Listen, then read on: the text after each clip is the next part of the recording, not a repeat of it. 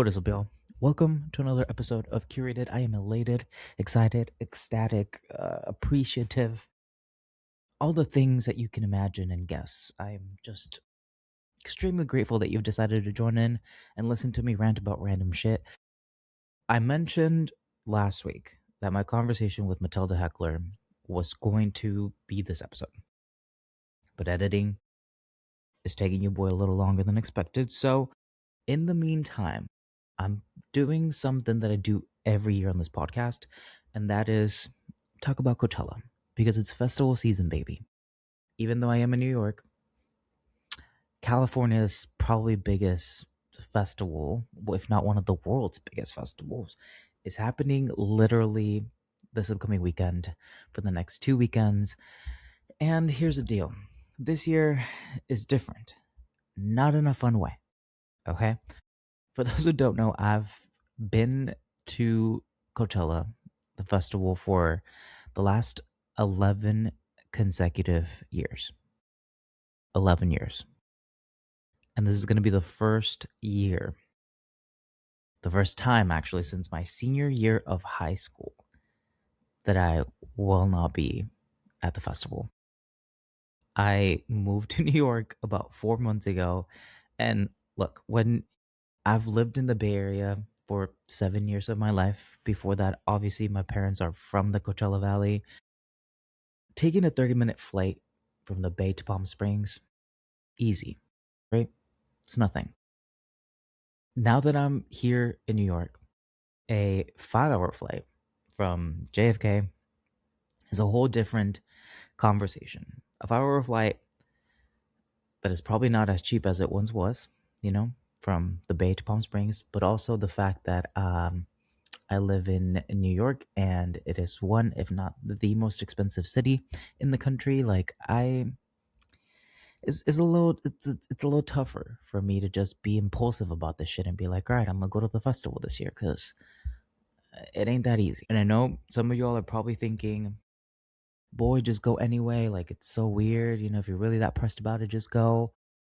I gave this too much of a thought, I would say. I was gonna go actually. We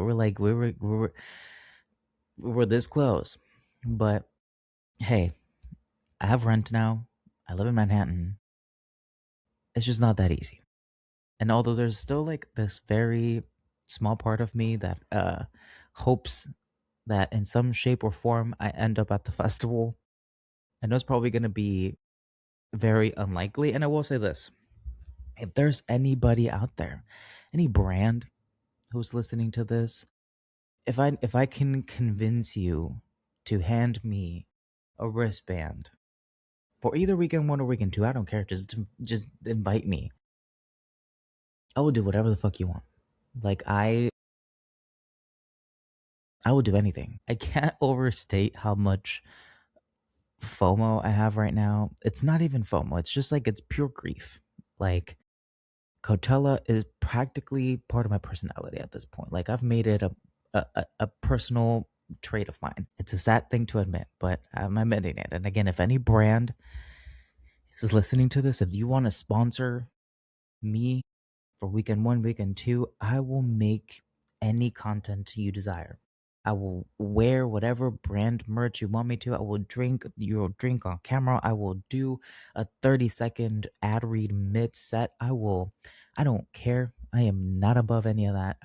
I just send your boy to the festival, okay? But in the low likelihood that that happens, and in the meantime, I'm going to talk tips and tricks because despite my absence and maybe because of it, I have 11 years of field experience. And I feel like I owe it to you all, to whoever's going for the first time or is a veteran, to just actually tell you the stuff that nobody probably tells you. And here's the thing, I have plenty of other episodes that I've done probably every year since, I don't know, 2018 probably or 2020, where I've talked about the festival in depth and about what you should do if you're a first time goer, if you're a veteran. I got all the tips and tricks. This one's a little different. I feel like this is gonna be the side quests types of tips and tricks, the things that um maybe are not blatantly the things that you think about first and foremost when you're going to the festival, but there are things that you should probably consider. And then for the second half of this episode, if you're interested, I'm going to just talk about five like key artists that I feel like y'all should go and tune into. These aren't the headliners. This isn't Sabrina Carpenter, Justin Bieber, and Carol G. These are the tiny name people that I feel like deserve the attention, deserve the hype. Because if there's one thing that I will die on, is that Coachella truly is, in my opinion, one of the few places, one of the few festivals where like it sets the trends for the next year. Like Olivia Dean last year, Coachella. A few others who are now household names were at the festival last year. And so trust me in the fact that if you don't take the time to catch these tiny name people at the festival, you're going to regret it in a year when you see their shows sold out or you see them performing at the Grammys. But for this first half, let's talk tips and tricks. I think the first thing that as of recently, I feel like I like started to try to figure out is, well, here's the thing that I'll mention. For the last like 2 years, nothing drastic has changed. I think last year was the first year, or actually maybe 2 years ago was the first year that they had introduced Quasar, which is a new stage where like DJs are playing 2 to 3 hour sets. They moved the Sahara tent from where it usually was, which was in the back, kind of like left area of the festival, not to the front. And then they introduced like the Red Bull Mirage, which haven't touched, but I don't know what the fuck it's for, to be honest with y'all. But it's there. Um, so structurally, I don't think anything this year is changing. But I will say this. It has gotten probably harder in the last couple of years to get merch. And I don't know why. Because one thing I will say is that the merch is all not that cute, okay? Sometimes you'll see the shirts and be like, okay, they're cool. Artist merch, in my opinion, is usually the best because it's like they usually will hopefully create a one of a kind item for Coachella. And so it's cool, especially for people like when Tyler the Creator was headlining, or um, I don't know, where other people who are like Travis Scott, who are intertwined in some ways to like streetwear and fashion culture, and so they understand what like a dope festival t-shirt would look like. So I personally get really excited to see the like actual artist merch that's there, not necessarily like the Coachella Golden Voice merch that gets made, but the artist merch. And it does get hard as the days go to get merch. So here's my tip. You either show up the very start of the festival or at the very end. Now, if you show up at the very end, there's a high chance that some of the artist merch will be gone.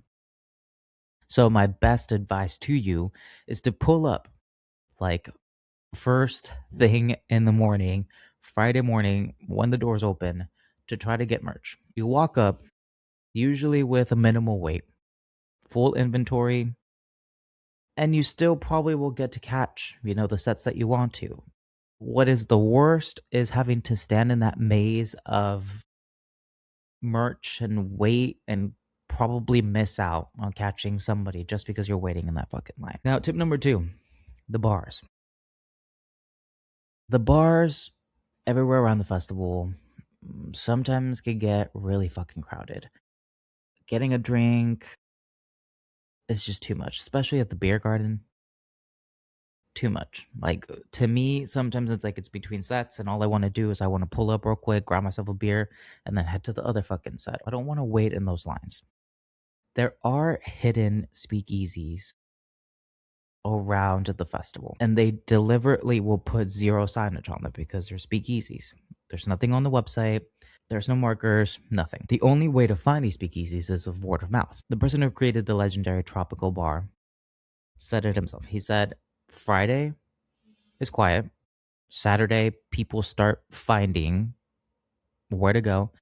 And then Sunday, it's packed. In past years, I feel like Reddit has been a good crowdsource for location clues. People describe things like look for large mirrors hanging on floor walls next to the Rainbow Tower or whatever. These bars are GA accessible, they're air conditioned, they're so much more calmer, I would say, especially in the early days than anywhere else around the property.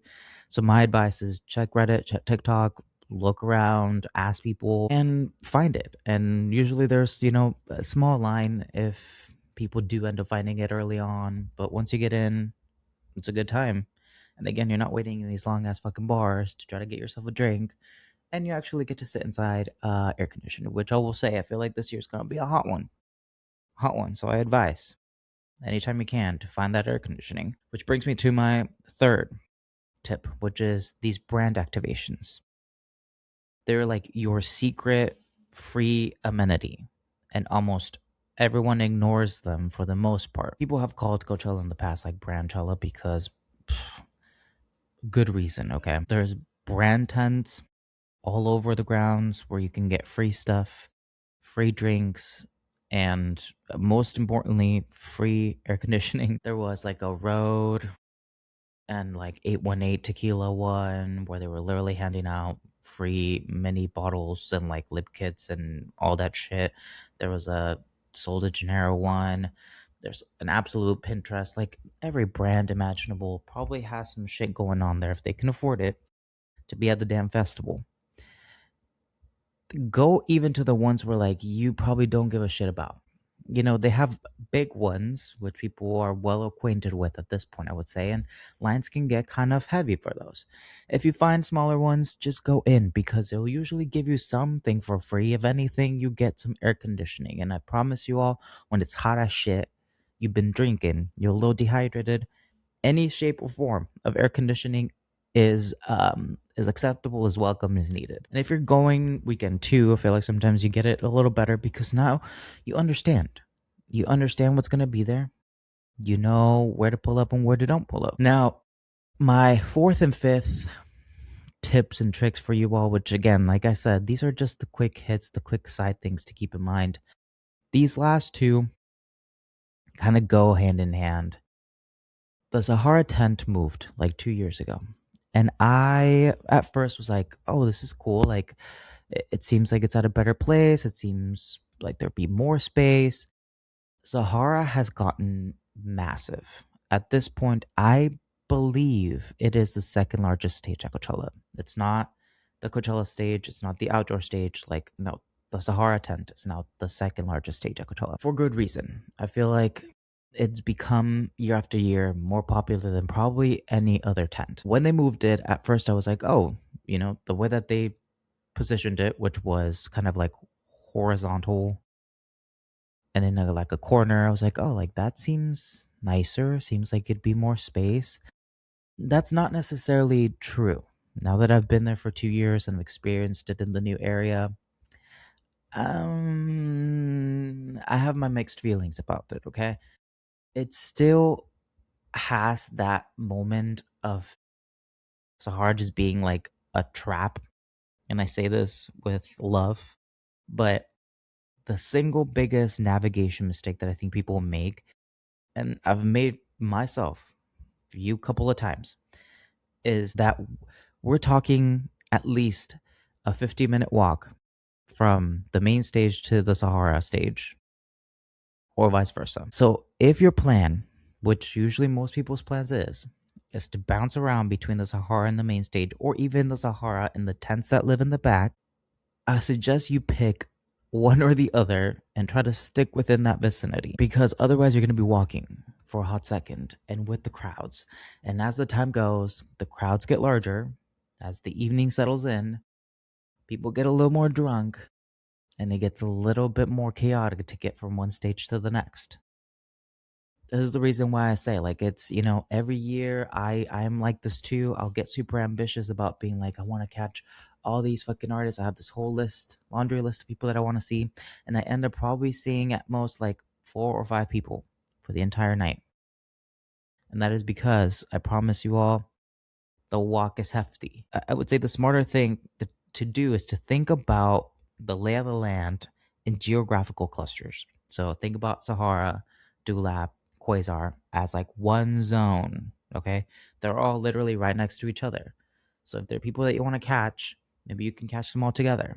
The main stage, outdoor stage, and Mojave is maybe like another one that you can think about. Although they are kind of a little bit distant from each other, they're all sitting on the far like left-ish area.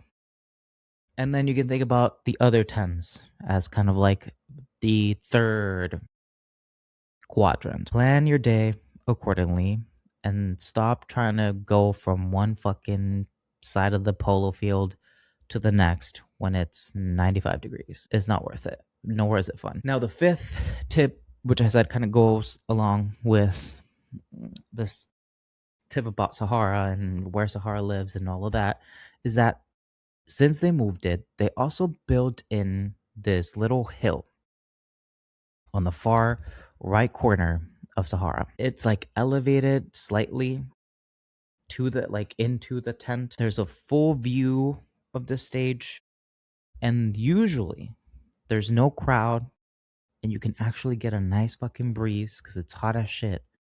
So for big like EDM sets where there's like big light shows, big production, I don't think you need to necessarily be in the crowds unless you're that type of person. Then by all means, get in there, mosh pit, do your fucking thing. But if you're okay with standing kind of off to the side, but then still being able to see the whole stage and not be in the crowds and get a little breeze, go to that hill. It's on the far right side. Trust me, y'all, like it is such a nice, like little deep breather moment when you've been overstimulated by Coachella to just like stand on the fucking corner and still be able to catch the act, but you're not like deep in it. It's one of those things where like once you know about it, you'll probably start wondering what the fuck you spent years crammed in that stage with all the sweaty drunk people. Now that we've talked about tips and tricks, which again, like I said to you all, if you're a first time goer and you were expecting me to talk about that, the reason why I'm not going into the, what bathrooms to use, where to park, what time of the day to go, all of that good shit is because I've done it several times in other episodes. And everything that I've talked about stands motherfucking true. So please go check out all the other stuff that is down there. You'll find an episode of me talking about Coachella. Probably the last one is the most relevant one, so go catch that one. But I promise you, like, there are some good tips and tricks. If this is your first time going, go check one of those. Now, the thing that I do want to talk about to kind of end this podcast episode is the tiny name people. Not the headliners, not the Sabrina, the Bieber, the Karol G, who we know are probably gonna, they're gonna bring the crowds, they're gonna have a good time, they're gonna be great. I'm talking about the names lower in that poster that are going to be the story in the next 12 months or so. First one is Dijon. Genre-wise, you can think of Dijon as experimental R&B. Sounds like it was made like in a really beautiful dream, soulful, intimate, genuinely unlike anything else that I feel like I've heard in the space right now. Rolling Stone UK said that his second album, Baby, scored a 94 on Metacritic. He got Grammy nominations for Producer of the Year and Album of the Year for his production work on Bieber's record. He played on SNL. He sold out the Brooklyn Paramount for 2 nights back to back.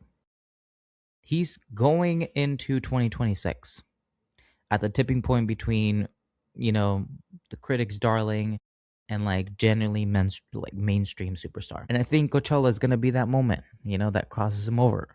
So pay the fuck attention. Blondshell, second artist, alt rock, indie, grunge adjacent. Think Fiona Apple meets Hole meets someone who grew up on TikTok but like doesn't want to make TikTok music. She put out 2 bodies of work in 2025. The second album landed on the year-end list at Billboard, Rolling Stone, and NME. Individual tracks like TNA ended up in Billboard's 50 Best Songs of 2025. She completed a sold-out world tour then announced a companion album. She's making her Coachella debut. She's the kind of artist where like festival performance is gonna be that thing that breaks the ceiling. And I feel like she's ready. So again, y'all, pull up, tune in, because a year from now you're gonna be like, damn, I was there. The third artist is Central C, and I get it. Central C is already big. UK drill and hip hop, melodic, sharp, built for arenas. Still, his songs feel like personal. He's UK's biggest rap export, and I feel like even though we know who he is, most of America is still sleeping on this guy. His debut album got the biggest Spotify debut for a hip hop album of all of 2025, over 19 million streams on day one, breaking the record for UK rap in a single day. He has a Nike collab. He's been winning Mobos for years. The crossover to like the American audiences, I think, is already happening. Again, like he's one of those people who's at the brink of things in Coachella's where it just stops being this like slow burn and becomes practically inevitable. Ethel Cain, Southern Gothic art pop. Think like cinematic, dark, devastating, kind of like Lana Del Rey grew up in like the slums of Florida and is going to church and then rejected everything. Like that's kind of the vibe. She released 2 albums in 2025, then went on to do her biggest tours, which was 59 shows across North America, Europe, and Australia. Her fan base is probably one of the most like devoted in the indie music scene right now. And I feel like the Coachella desert, you know, like midday, late afternoon vibes is literally made for what she does. I'm expecting this to be one of those where you're seeing a bunch of TikToks of it online for a good reason. And lastly, Chloé Caillet. House music with a little bit of punk, euphoric, queer dance floor first. She's like the DJ that every DJ that you fuck with is loving to listen to. She's played back-to-backs with Jamie XX. She's closed the Circolo Terrace in Ibiza with Kylie Minogue. She's soundtracked runways for Louis Vuitton, Miu Miu, Burberry. She's played at the Paris Olympics. She's played at the Met Gala after party. Like we know she is like I said, she's like the industry's favorite artist. Like people fuck with her. I feel like house music is generally having this like mainstream cultural moment right now, and she's like perfectly positioned in the center of it all. She's going to be one of those people that you can't stop talking about on the drive home after the festival, not because she's headlining necessarily, but because she didn't need to. And she's going to bring in a crowd and it's going to be a good fucking time. So those are my top 5. Write them down. Come back to me, you know, in a couple of months. I don't think you're going to tell me that I'm wrong. In fact, I feel like you're going to be like, oh shit, Carlos put me on before I put myself on. And here's the deal, y'all. I'll end this podcast episode by saying again, if you need those niche tips and tricks, the things to really get you going to the festival this year, check out the other episodes. I have one in there. I have many in there that talk about the festival because like I said, I've been for the past 11 years and it's kind of like it's depressing to say how much of my personality surrounds the festival, but it does. It just does. And if again, there's a brand out there listening to this and being like, "Oh my gosh, he seems like he's a true fan of the festival. You know, instead of inviting these other influencers, maybe we should invite him. Maybe he'd be a great asset to interview people at the festival or document him having a great time with our brand." I will do literally anything. Just get me to the festival. I will do it all. Sign a contract, sign my life away. Why not? I'm that desperate. If you are going to the festival, though, I hope that you're having the most fun. I'm jealous, but it is what it is. If you have any questions about what it means to go to the festival, again, hit me up. I'm more than happy to DM you, text you, send you an email with all the tips and tricks that you must, you know, have to have a good time at the festival. But I will say this, Coachella is and will always be my favorite festival, I dare say. I've been to a few, but Coachella is the one that I keep going back to every year, and there's a reason why. And I get what the media says. I get that it's become influencer Olympics, but I still love going to that fucking festival, and so it cuts deep to know that I'm not going to be there. Regardless, though, if you listen to this episode, I appreciate you for that. I appreciate you for sitting with my grief about not going to the festival, but just in general for listening to me rant about random tips and tricks and the people that you must listen to at the festival. I appreciate it all. Anytime you're here, it makes my day. So, fam, next week, I promise you all, Matilda and I will have that conversation that I was promising you all the week before. If you haven't also signed up for the newsletter, do so. Because, yes, Curated has a newsletter. We have a newsletter out there. We're on a weekly basis. Every Monday, y'all, I send you the ins and outs of the music, fashion, art, just culture, creative industry, the things that you must know in a very digestible way. So that way you can be in the in. Because I geek out a bunch about random shit out in the industry and I want to share it with somebody. Be that somebody. Sign yourself up. It's completely free. And if you don't like it, unsubscribe. What am I going to do? Cry about it? Maybe. But just try it out. Think. And let me know what you think about it, okay? But again, I appreciate you all listening and I will catch you all on the next one.